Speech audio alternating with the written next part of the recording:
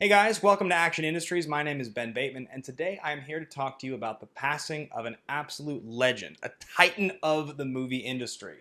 Richard Donner passed away today. Donner, the director of many of the most iconic films of the 1970s and 1980s, including, of course, Superman. 1978 Superman really being probably the most iconic film in Donner's career, but one of many incredible movies. Now, Donner started making films in the 1970s, really. That's when he became a full-time director. Prior to that, he had done a whole bunch of television work, a lot of the most iconic series in the 60s and the 70s, Man from U.N.C.L.E., Gilligan's Island, all kinds of stuff like that. But it's The Omen that was really the film that put him on the map. And I think the thing that is so interesting about Donner, a man that was famous for doing films like Lethal Weapon and The Goonies, starting with The Omen, is that The Omen is truly a horror film. It's become an iconic horror film. It doesn't really exist in the same sort of campy horror genre as, say, Friday the 13th or Nightmare on Elm Street or Halloween.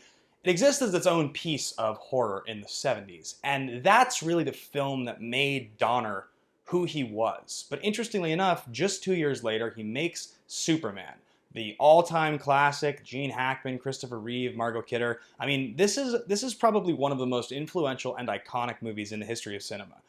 Considering that we live in a landscape now today in the film world that is totally dominated, absolutely owned by the box office gross of Marvel and DC films, that movie paved the way. People will talk about, X-Men in 2000 and Spider-Man in '02, Iron Man in '08. Each of those sort of as the tentpole moment of their own respective moment was very, very important. But in 1978, when Donner made Superman, that is the film that truly opened up our expectation for what could be done on screen. I mean, making Superman fly in that movie at the time was a huge deal. Now, you can look at the career of Richard Donner and you can think about him and some of his contemporaries and some of the people you would maybe compare his work to. To me, he feels a little bit like a hybrid of Steven Spielberg and Walter Hill. He had a very clear grasp of that action, fast-paced, but sort of light-hearted approach. And he very much had the childlike, adventurous spirit of a 70s, 80s Spielberg. Now, when asked about his passing, Steven Spielberg had to say, "Dick had such a powerful command of his movies and was so gifted across so many genres.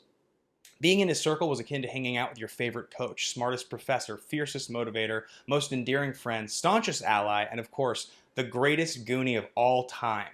He was all kid, all heart, all the time. I can't believe he's gone, but his husky, hearty laugh will stay with me always."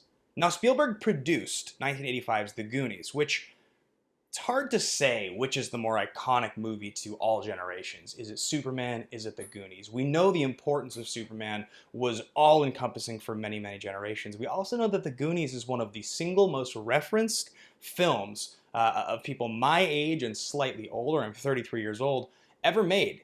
It's iconic, it's quotable, it's fun, it does sort of everything right within its genre. So it's pretty incredible that the man that both made The Omen, then followed it up with a superhero film, then followed it up with a kids movie. He also made Lady Hawk the very same year, and just 2 years later made one of the single most successful action films ever with Lethal Weapon. Now, when I talk about Walter Hill, the reason I reference him is because Hill so famously did 48 Hours in 1982, and a lot of the things that make 48 Hours great, they're built upon in Lethal Weapon. While maybe 48 Hours is the originator of the buddy cop film, Lethal Weapon is truly the movie that put it on the map as a tried and true formula that could work generation after generation. Donner did all 4 Lethal Weapon films, and all 4 of them combined made nearly $1 billion. The man made movies in the 70s, he made movies in the 80s, he made movies in the 90s, a lot of which were very successful. Some other favorites, Scrooged is one that I always really loved. Maverick is a lot of fun. His final film was in 2006. He made 16 Blocks.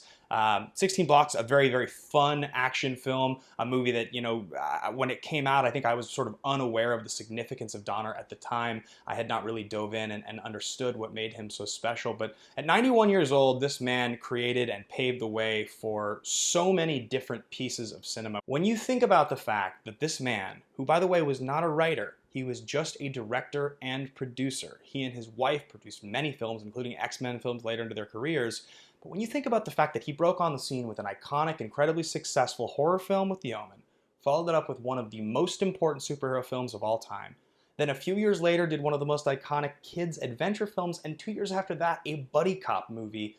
This is a career that is almost unrivaled. The kind of variety that you see out of those accomplishments is something that almost no director I can think of did. So today, we pay tribute to one of the greatest directors that has ever worked, one of the people that was a pioneer for the film industry in the 70s and the 80s and the 90s, and somebody who will be dearly missed. He was loved by all that worked with him, and at 91 years old, I would still say he passed too soon. So guys, I wanted to give a quick tribute to Richard Donner here on Action Industries. We obviously have action in the name of the brand. Many of the movies that he did are very near and dear to our hearts here at Action Industries. Thanks for watching. Be sure to leave a comment below. What's your favorite Richard Donner movie? Which is the single one of his movies that affected you, that makes you the most happy to go watch? Which is the one you're going to go rewatch now to pay tribute, to pay your respect to this man?